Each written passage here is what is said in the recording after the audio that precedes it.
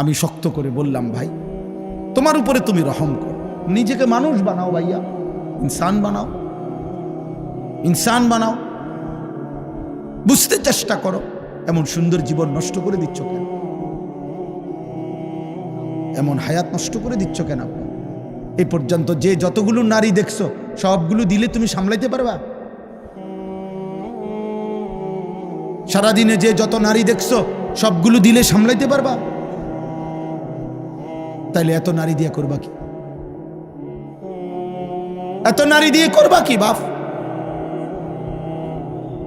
এত নর্তকী দিয়ে তুমি করবা কি? নর্তকীর কাছে তো কিছু নাই বাবা। মোবাইলেই যে নারী তার ছবি দিয়ে লাইছে, নাটকেই যে নারী তার ছবি দিয়ে ফেলছে, এই বাপ তার কাছে তো আর কিছু নাই। যা ছিল সে তো পয়সার মূল্যে বিক্রি করে দিছে, ওর কাছে তো কিছু নাই। ওর হাসি তো ধোকা, ওর দেহ তো ধোকা, ওর রূপ যৌবন তো ধোকা। বেহায়া নারী, বেপর্দা নারী, সে তো নিজের রূপ আর যৌবন ফেরি করে দিছে। সে তো খোলা মাঠে ছেড়ে দিছে যে বুড়া জোয়ান, আতুর, লুলা, পঙ্গু, প্যারালাইজড, অসল, যায় পারো আমারে দেখো, তুমি দেখলেই আমার পয়সা আইয়ে। তাহলে সে তো পয়সার জন্য নিজের শরীর প্রদর্শন করছে, তোমার জন্য না। তোমার জন্য হলেও তো একা তোমারে দেখাইতো, আর একা তো দেখায় এই জন্য স্ত্রী, হালাল এবং পবিত্র স্ত্রী, সে শুধু তার স্বামীর জন্যই সাজে, সে শুধু তার স্বামীর জন্যই সাজে।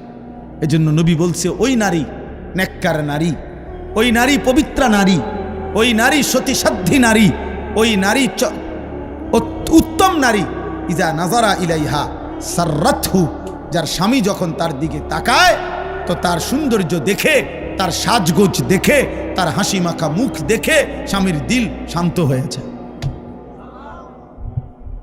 নারী বলে তাকে নেককার নারী। আল্লাহর নবী বলছে, মাস্তাফাদাল মুমিন বাদা তাকওয়াল্লাহ খায়রান লাহু আল মারআতুস সালিহা। নবীজি বলছে, আল্লাহর এই পৃথিবীতে তাকওয়ার পরে ঈমান, ইসলাম, নামাজ, রোজা, বন্দিগি, এই ইবাদতের পরে কোনো ব্যক্তি দুনিয়ার সর্বশ্রেষ্ঠতার যে অর্জন, সম্পদ, নেয়ামত, দুনিয়াবি যা সে পেল, তার মধ্যে সর্বশ্রেষ্ঠ নেয়ামত আল মারআতুস সালিহা, একজন সতী সাধ্যী পবিত্রা নেককার স্ত্রী।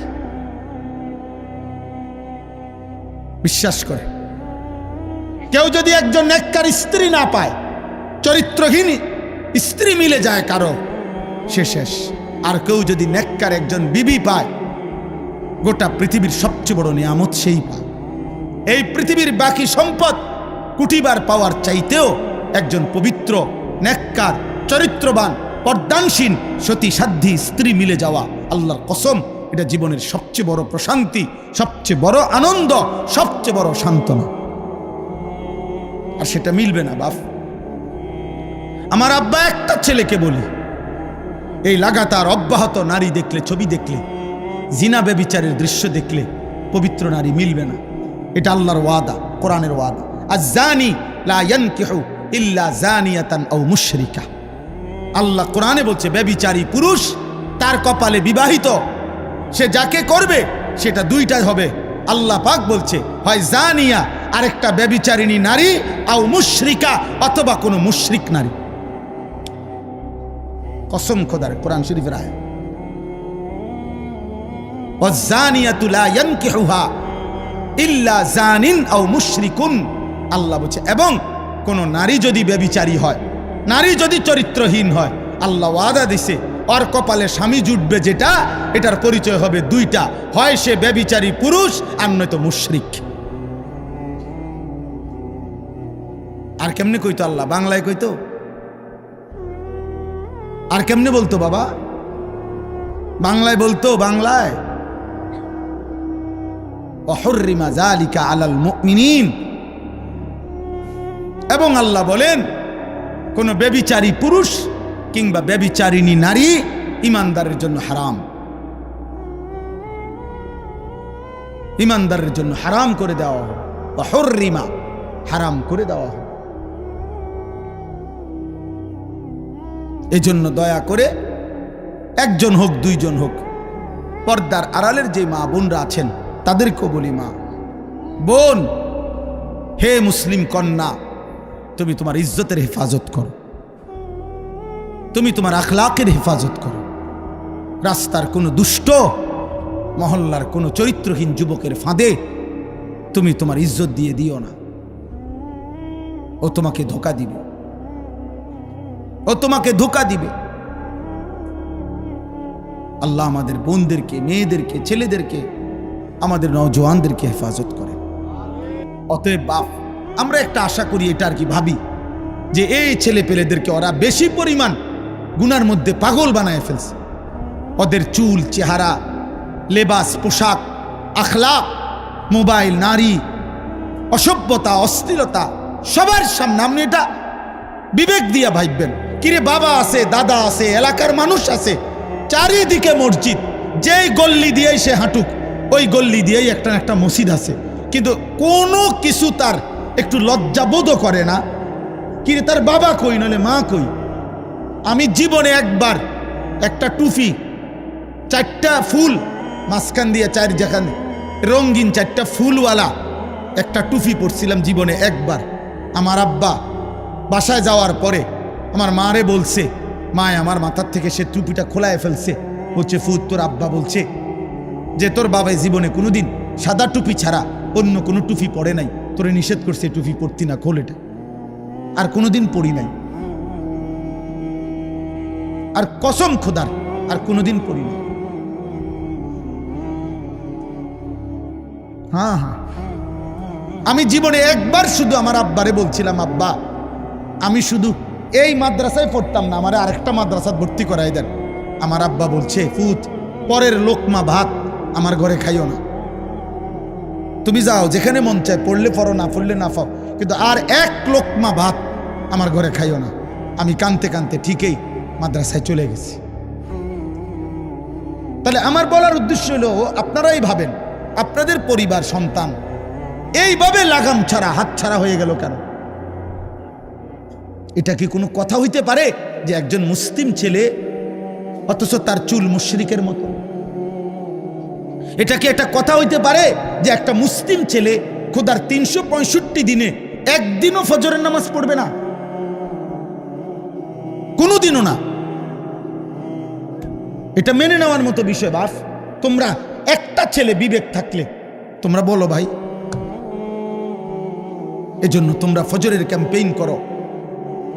তোমাদের কাছে যুবক বলি, একটা ছেলে হলেও তুমি নিয়ত করো যে আমি ফজর পড়ব, আমি অন্যকে ফজরের জন্য ডাকবো। আমরা একটা ক্যাম্পেইন কাজ করি, ফজর ক্যাম্পেইন। আমাদের একটা মেহনত আছে সারা দেশে। আলহামদুলিল্লাহ, আমাদের অনেক যুবক আছে যারা ফজরের জন্য বন্ধুদেরকে ডাকে। আলহামদুলিল্লাহ, গতকালকেও আমার মাদ্রাসায় এরকম এক বয়সী 14, 16, 17 বছরের প্রায় 87 জন ছেলে এক ধরনের ফজর ক্যাম্পেইনের গেঞ্জি গায়ে ওরা আমার সাথে এসে দেখা করে গেছে। ওরা এক বয়সী আলহামদুলিল্লাহ ফজরের জন্য বন্ধুদেরকে ডাকে। প্রিয় ভাই, সবাই মিলে একসাথে নষ্ট হয়ে গেলে হইতো না, এই জাতি টিকবে না, আমাদের ভবিষ্যৎ কষ্টের হবে। আমাদের ভবিষ্যৎ 1948 সাল থেকে দিনে রক্ত ঝরছে, আজকে প্রায় 77 বছর, এখনো মুসলমান নিরাপত্তা পায় না। 1947 সাল থেকে কাশ্মীরের মুসলমান নির্যাতিত, আজকে প্রায় 78 বছর, এখনো নিরাপত্তা পায় না। 1964 সাল থেকে রোহিঙ্গা মুসলমান নির্যাতিত, আজকে প্রায় 61 বছর, এখনো নিরাপত্তা পায় না। তোমরা বাড়াবাড়ি করো না, আমি অনুরোধ করলাম। আমার বাবাদের কাছে আমার অনুরোধ, আপনারা প্রত্যেকেই আপনাদের সন্তানের দিকে ফিরান। আল্লাহ তাআলা নিষেধ করছে গান, বাদ্য, গায়িকা, নায়িকা, নারী এর ফাঁদে না পড়তে। ইমামে আজম আবু হানিফা বলছে, সিমাউল আগানি ফিসকুন, গান বাদ্য এটা প্রকাশ্য পাপ, অত্তালাজ্জুদু বিহা কুফরুন। আহা, এটা সাংঘাতিক কথা। গান বাদ্য শুনে যদি কেউ মজা পায়, স্বাদ পায়, গান শূন্য যদি কেউ তাল মারে, মনে করেন বলল, হাত নাড়লো, অনেক মানুষ আছে ছেলে এরকম করে, মনে করেন এমন হাতের তাল মানে না, এরপরে হাত শরীর ঘুরলো, মনে করেন যেখানে আছে ওখানে বাড়ি দিল, পায়ের মধ্যে নুপুরের মতো পাও নাড়াইলো গানের তালে তালে। আল্লাহর কসম, আমাদের ইমাম আবু হানিফা তিনি বলছেন এটা গান শুনে বাদ্যের তালে তালে যদি কেউ মজা পায় এটা কুফরি কুফরি কুফরি। আহা, যদি ঈমান হারা হয়ে কবরে যায়, চিরস্থায়ী জাহান্নাম, চিরস্থায়ী জাহান্নাম। আমাদের রাসূলুল্লাহ সাল্লাল্লাহু আলাইহি সাল্লাম হাদিসে বলছেন আমালুকুম উম্মালুকুম, অর্থ হলো তোমাদের আমল, তোমাদের কর্ম তোমাদের শাসক। অর্থাৎ আমাদের আচরণ, আমাদের আমল আমাদের শাসক বানায়, আমাদের মন্দ আমল আমাদের শাসককে মন্দ বানায়, আমাদের উত্তম আমল আমাদের শাসককে উত্তম বানায়। তো বাস্তবতা হলো আমরা প্রতিনিয়ত আমরা রাষ্ট্র আপনার পদস্থ ব্যক্তিকে পরবারে দোষারোপ করি, আমাদেরও তো আখলাকের কি হালাত, আমাদের আখলাকের কি হালাত। এজন্য এটা লক্ষণীয় বিষয়, উল্লেখ করার মতো একটা বিষয়।